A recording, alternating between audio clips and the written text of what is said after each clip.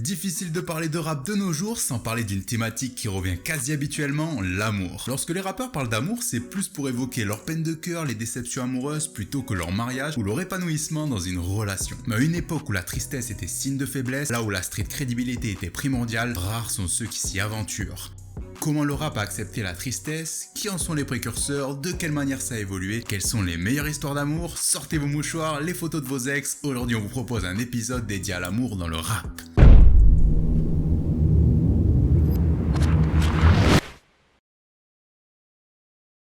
C'est avec son album 808 and Earthbreak que Kanye West va normaliser la tristesse et l'amour dans le rap. Mais avant d'arriver à la sortie qui a eu lieu en 2008, faisons un petit bond dans le passé. Avant que Kanye banalise ce sujet, peu de rappeurs osaient aborder ce type de thématique, ou lorsqu'ils le faisaient, c'était assez court. Comme indiqué dans l'introduction de la vidéo, ce qui était important à cette époque, c'était la street crédibilité. Le genre dominant était le gangsta rap, donc ça laissait peu de place à l'émotion. Mais peu à peu, comme une évolution naturelle, le rap va devenir plus poétique et même les gangsters rappeurs vont finir par s'ouvrir. C'est seulement un ou deux morceaux, jamais un album entier qui était consacré aux émotions comme a pu le faire Kanye West.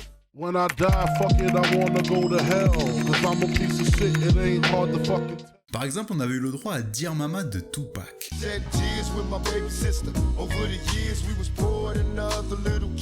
Bien qu'il se confie donc sur son passé, ce morceau il avait pour but de gratifier les femmes dans la société. C'était aussi un moyen de dire que oui, les thugs sont aussi sensibles et qui de mieux que Tupac pour incarner ce message. Un autre exemple de gangster qui va s'y essayer, c'est 50 Cent.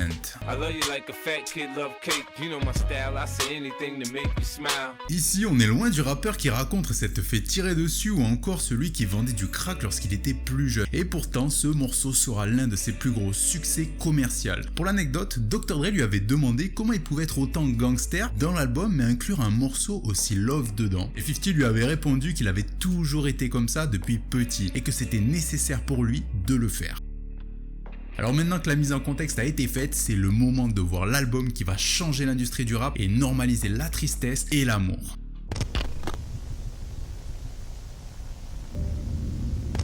Kanye West, qui était en pleine ascension, avait montré que le rap pouvait être autre chose que du côté gangster avec son album Graduation, qui avait mis un gros coup à la carrière de 50 Cent. En effet, Kanye West et 50 avaient parié que celui qui ferait le moins de ventes en première semaine devrait arrêter sa carrière. Résultat, Graduation sera vendu à 957 000 exemplaires contre 691 000 exemplaires pour Curtis de 50 Cent.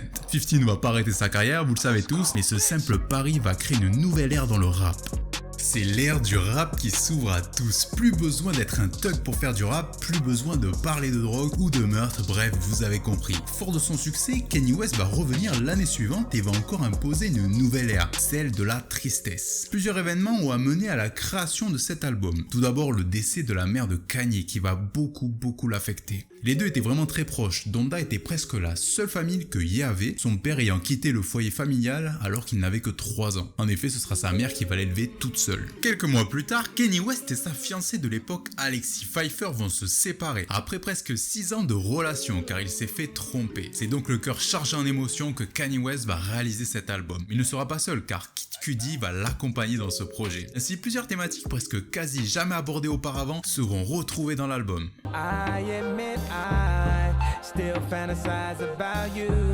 L'histoire de ce morceau est celle d'une ex qu'on rappelle le vendredi soir. Et ça peut faire référence à Alexis Pfeiffer évidemment. Kanye espère à nouveau une relation avec malgré qu'elle soit passée à autre chose. Et la douleur se ressent dans le fait que malgré qu'elle l'ait trompé, il fantasme toujours sur elle. Mais au-delà des relations amoureuses, Ye reviendra sur des thématiques précises, telles que la solitude ou bien sur le fait que vivre est devenu une réelle épreuve pour lui.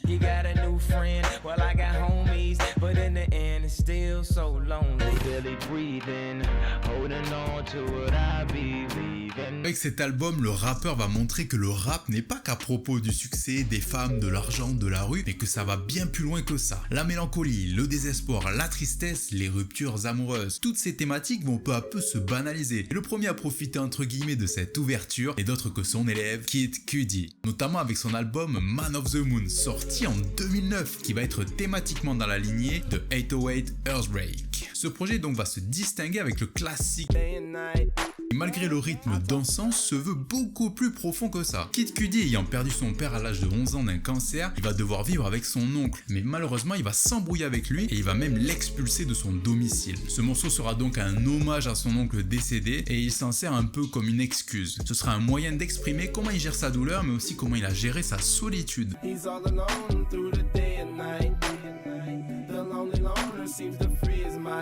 Après que Kenny et Kid Cudi aient montré l'exemple, le rap ne sera plus jamais pareil. L'impact va être tellement énorme qu'un autre rappeur s'essaiera aussi à ce type de registre, Drake, notamment avec l'album Take Care qui deviendra un classique. Et ça tombe bien car on vient de sortir une vidéo sur le rappeur, allez la voir. Vous l'avez compris, l'amour ainsi que la tristesse sont désormais des thématiques intégrées dans le rap, qui se sont développées à tel point que ça a créé l'emo rap avec XXXTentacion, Lil Peep, Trippie Redd, etc., etc. Vous connaissez. Maintenant, reste plus qu'à savoir comment les rappeurs parlent de l'amour.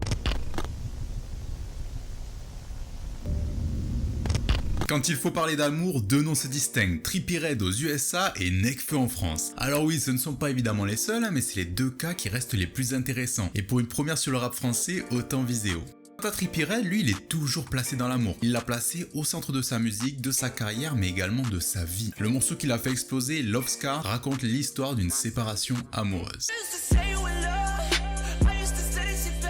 Et avant ça, il s'était même tatoué le nom du morceau sous l'œil. Les ruptures amoureuses font partie intégrante de sa vie. Been in like deep love. I feel like I've had love for individuals, but I feel like I've never been deep in love with someone because I somehow end up breaking up with the person I'm with. Et c'est de ça que naîtront le concept de ces projets intitulés A Love Letter to You. Trippie Redd sort des projets en fait pour tenir au courant de ses relations amoureuses, tout en apportant un point de vue différent à chaque lettre. Et à ce jour, il en existe que 4. Mais c'est qu'à partir de la 3e que sa situation amoureuse dépendra réellement de la sortie de ses projets. Alors je vous explique vite fait. Avant la sortie du 3e volume, Trippie était fou amoureux d'Alex. Tout allait bien jusqu'à leur rupture. Plusieurs événements vont alors se dérouler. Ceux-ci vont inspirer le projet A Love Letter to You Free. Il va s'adresser directement à son ex par rapport à ses agissements. Après que les deux aient rompu, son ex va s'afficher publiquement avec 6ix9ine, celui qui entre-temps était devenu son ennemi. Leur clash ira même très loin et sera bien évidemment public. Le comportement de son ex sera vécu comme une sorte d'humiliation pour Trippie Redd. Le rappeur devra donc gérer la douleur à sa manière.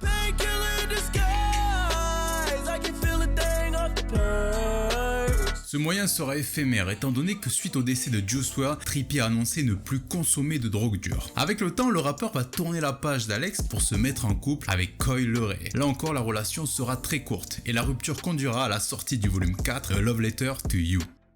Comme à son habitude, Trippie va s'adresser directement à son ex via l'intro du projet qui porte son nom. Il reviendra sur sa relation mais aussi sur les bienfaits de la rupture.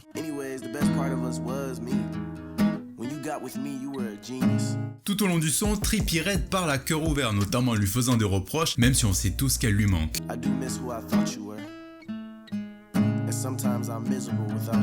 Et le rappeur va donc conclure sa lettre avec la version deluxe du morceau Coi, Coi étant le nom de son ex, comme pour dire que c'est bon, ça y est, il a tourné la page. Voilà donc comment Trippie Redd gère ses relations amoureuses. Il s'exprime de manière publique, directement aux concernés et à travers une série de projets. Et même s'il parle d'amour en dehors de ses séries, ça reste quand même moins impactant. Quand lui va miser sur la mélodie et sa voix qui transmettent des émotions, de l'autre côté on aura Nekfeu, qui lui va miser sur l'aspect lyrical du morceau. Donc on se retrouve avec Trippie Redd qui dédie une série de projets et Nekfeu qui dédie une série de morceaux.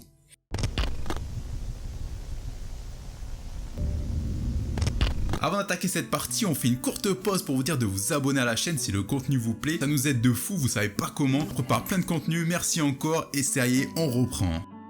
Chaque morceau il racontera une relation amoureuse qui est souvent liée à une mentalité qui évolue au fil du temps. Sorti en 2011, Suga, qu'on peut traduire par le fait de désigner une fille comme étant très belle, raconte ce qui pourrait être le premier amour de Nekfeu. Tu n'étais qu'une pécho de soirée, juste un fleur d'ado, puis amour, fleur, cadeau. Cette relation va mettre à mal Nekfeu qui est dans l'incompréhension, que ce soit sur la fin de la relation ou bien sur la suite de celle-ci. Tu parles, les comptes de fait ne durent pas, tu me détestes, puis tu m'aimes, puis tout compte, puis tu repars. Ici, il aborde un visage de l'amour complètement innocent. récent, comme si c'était nouveau, quelque chose qu'il ne connaissait pas vraiment, contrairement à Risible Amour. En 4 ans, Nekfeu a pris en maturité, le rappeur a connu son lot de relations et ne ressent presque plus rien, il est devenu passif. Évidemment, la vie d'amant me fait l'effet d'un vide en moi. À tel point que toutes ces relations sont devenues superficielles, à part une seule et précise relation. J'ai l'impression de n'avoir connu qu'une femme.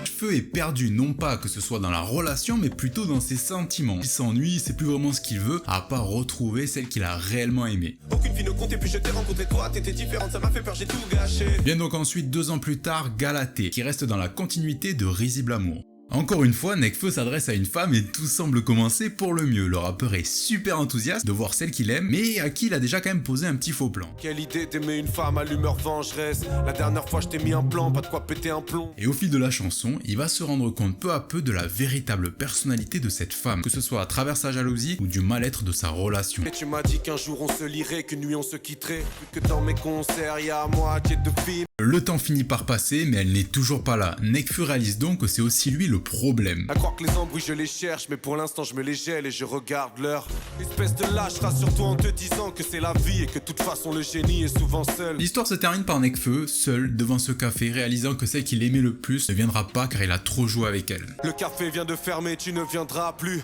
Je sens le dernier métro gronder sous mes pattes. Voilà donc comment certains rappeurs parlent de l'amour, que ce soit d'une manière directe ou indirecte, sous forme d'histoire ou non, le rap et l'amour ont fusionné pour ne former plus qu'un. Aujourd'hui c'est devenu quelque chose de courant, plus besoin de se cacher derrière un personnage de dur à cuire. Et cette ouverture à l'amour et à la tristesse nous a permis d'écouter certains des meilleurs projets rap, que ce soit par exemple avec 17 de X ou encore Blonde de Frank Ocean pour ne citer que. Voilà, c'est tout pour cet épisode, j'espère que ça vous a plu et laissez-nous en commentaire votre meilleur morceau d'amour. Et peut-être on le mettra dans notre playlist. Et il y en a une qui est dédiée à des morceaux un peu love, donc j'espère que vous allez aller voir dans la description. Sur ce, je vous laisse, peace. Elle me dit que c'est plus la peine, Elle me fuit, mais j'ai besoin d'elle.